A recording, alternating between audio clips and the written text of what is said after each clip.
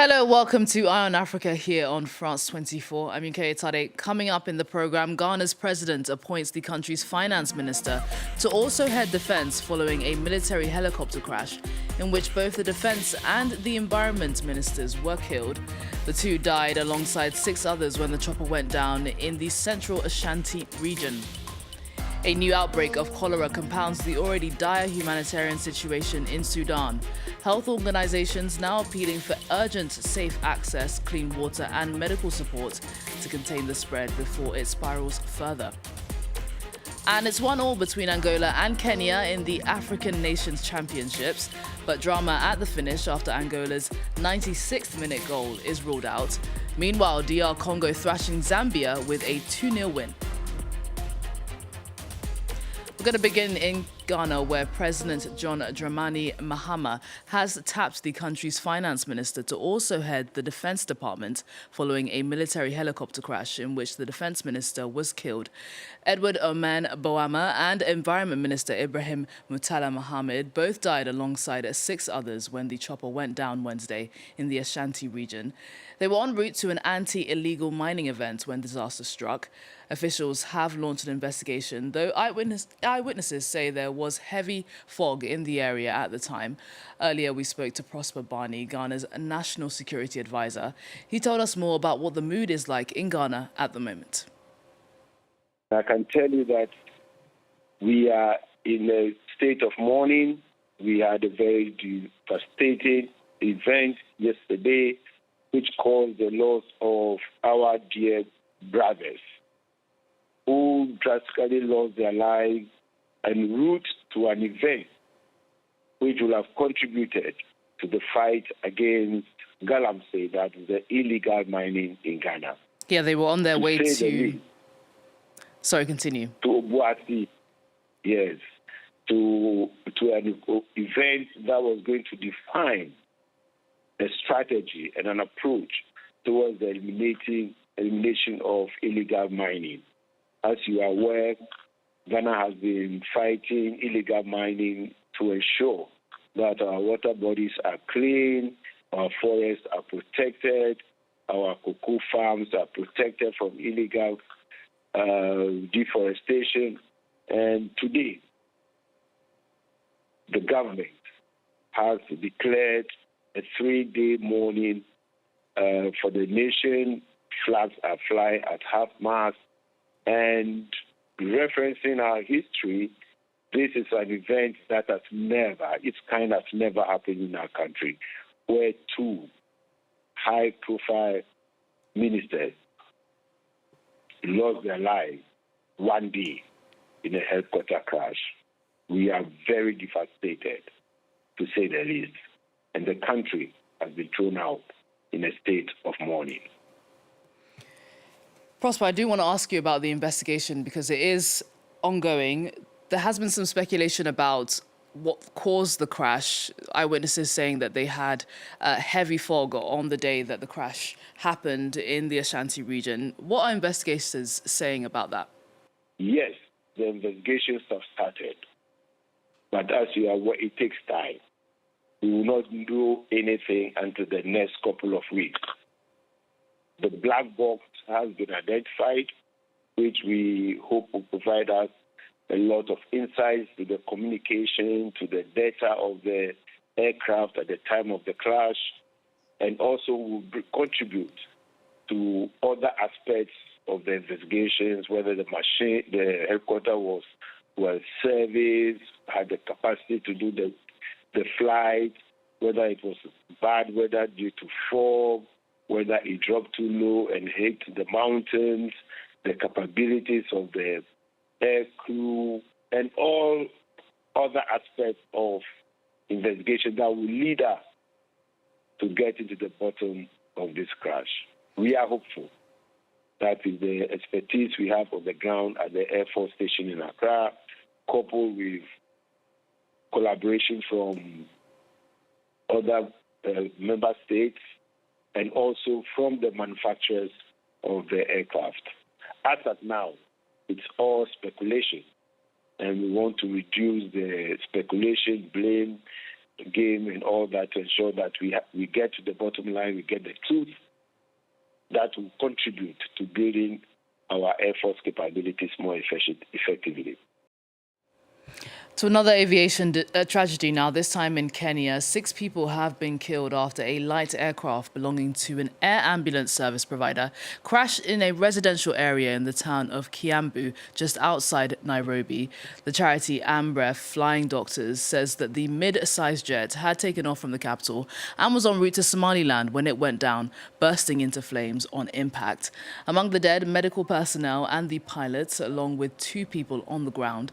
The cause of the crash remains unknown as investigations continue. Well, let's take a listen to what the county commissioner in Kiambu had to say earlier.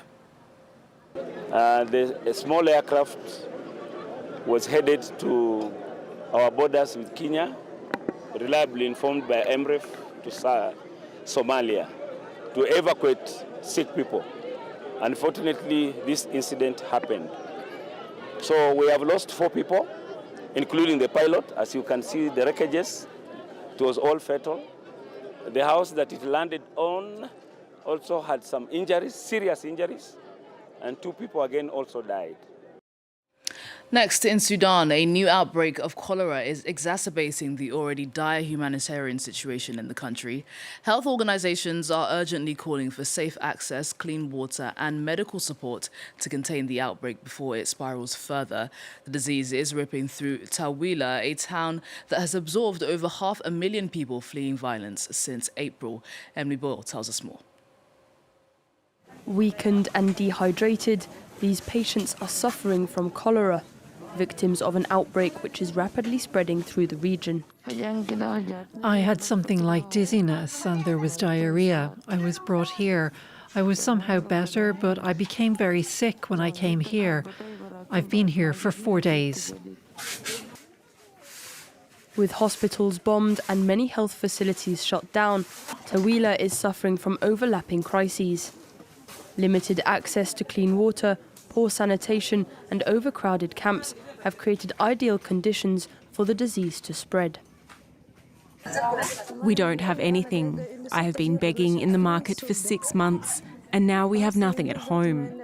We beg from the neighbours. According to UNICEF, more than 1,180 cholera cases and at least 20 deaths have been reported in Tawila. The toll is even more alarming in the wider Darfur region. More than 2,000 cases and at least 80 deaths have been recorded as of the 30th of July. Over the past days, the number of cholera patients was rapidly increasing. In a single day, we would receive 50 or 60 patients. Some cases are classified and discharged immediately after they have been given a rehydration solution. For more serious cases, we keep them for 72 hours and we later discharge them. In recent months, more than 500,000 people have taken shelter in Tawila, fleeing the besieged city of El Fashir. It's time to take a look at other stories making headlines across the continent now.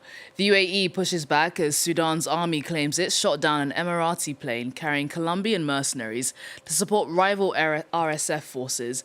Army-aligned State TV says the strike killed 40 hired fighters as the plane landed in Darfur. The UAE says the allegations are completely false. It comes amid rising tensions with Sudan's government accusing Abu Dhabi of recruiting and funding mercenaries for the RSF, claims it says are backed by documents. The United Nations says Rwandan-backed M23 rebels killed at least 319 people in eastern Congo over the past month. It's the deadliest wave of attacks since the group resurfaced in 2022. The rebels hitting 4 villages in North Kivu between July 9th and the 21st, according to the UN's human rights chief. The violence now threatening Qatar-led peace talks with Congo and M23 scheduled to ink a permanent deal on August 18th after a fragile ceasefire was signed in June. A student in Uganda now behind bars after posting a fake video on TikTok of President Museveni being accused of various atrocities in Parliament. A 2-month sentence over the post comes after Elson Tumwine had been allegedly abducted before resurfacing at a police station last week, sparking public outcry. Authorities say the video was meant to incite hostility and demean the president, raising fresh concerns over free speech in Uganda. It's time for an update on the African Nations Championships now. The Democratic Republic of Congo have smashed Zambia after winning their Group A clashes 2-0. After a goalless first half, the Leopards changed things around, scoring 2 at the 51st minute and with 20 minutes till full time. Another big game today, it was a 1-1 match between Kenya and Angola. The Pakalan Nagras have been victors. They would have been victors, actually, at the 96th minute if their goal wasn't disallowed. Bastian Runi has more now on all the sporting action from Nairobi. What an end to the match. It was heartbreaking for Angola, but such a relief for Kenya. Down to 10 men with just 10 seconds remaining in the game. Kenya concedes what seems to be a winner for Angola after a lofted pass over the defense. Angolans celebrate, but 1 minute later, the referee cancels the goal for offside. Therefore, the two teams have to share the points. After a game largely dominated by Angola, 70% possession, a goal during the first 5 minutes and a red card for Kenya in the first half. And yet, Kenya held on, very likely boosted by their supporters. Kasarani Stadium was full of supporters. Another score worth noting today, DR Congo against Zambia. DR Congo, after losing their first game versus Kenya, secured a win against Zambia, a 2-0 win, 2 goals scored in the second half without ever being seriously threatened by their opponent. Well, that's it from all of us on the Eye on Africa team, but stay tuned to France 24.